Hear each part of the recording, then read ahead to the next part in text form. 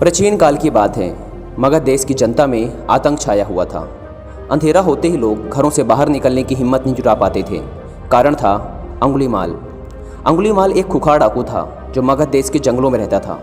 जो भी राहगीर उस जंगल से गुजरता था वह उसे रास्ते में लूट लेता था और उसे मारकर उसकी एक उंगली काटकर माला के रूप में अपने गले में पहन लेता था। इसी कारण लोग उसे अंगुलीमाल कहते थे। एक दिन महात्मा बुद्ध उस गांव में आए। लोगों ने उनका खूब स्वागत सत्कार किया। महात्मा बुद्ध ने देखा कि वहाँ के लोगों में कुछ डर सा समाया हुआ है। महात्मा बुद्ध ने लोगों से इसका कारण जानना चाहा। लोगों ने बताया कि इस डर और आतंक का कारण डाकू अंगुलीमाल है। वह निरपराध राहगीरों की हत्या कर देता है। महात्मा बुद्ध ने मन में निश्चय किया कि उस डाकू से अवश्य मिलना चाहिए।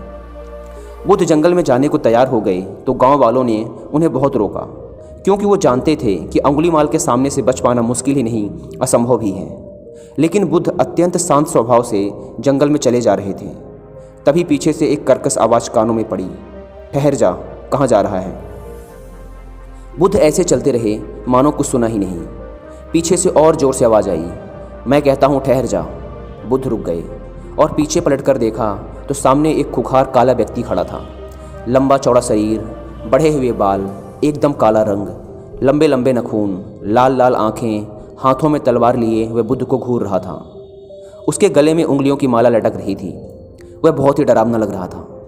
बुद्ध ने शांत व मधुर स्वर में कहा, मैं तो ठहर गया, भला तू कब ठहरेगा। अंगुलीमाल ने बुद्ध के चेहरे की ओर देखा। उनके चेहरे पर बिल्कुल भय नहीं था, जबकि जिन लोगों को वह रोकता था वे भय से थर थर काँपने लगते थे।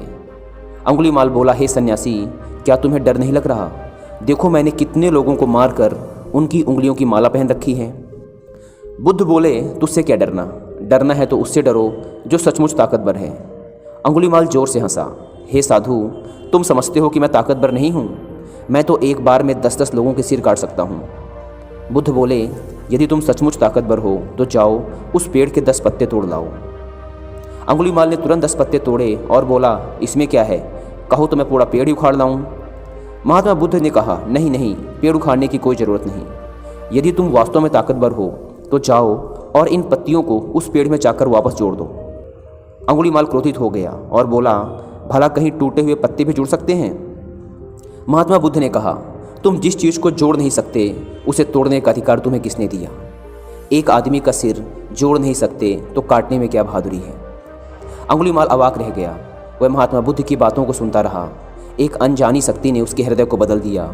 उसे लगा कि सचमुच उससे भी ताकतवर कोई है। उसे आत्मग्लानि होने लगी।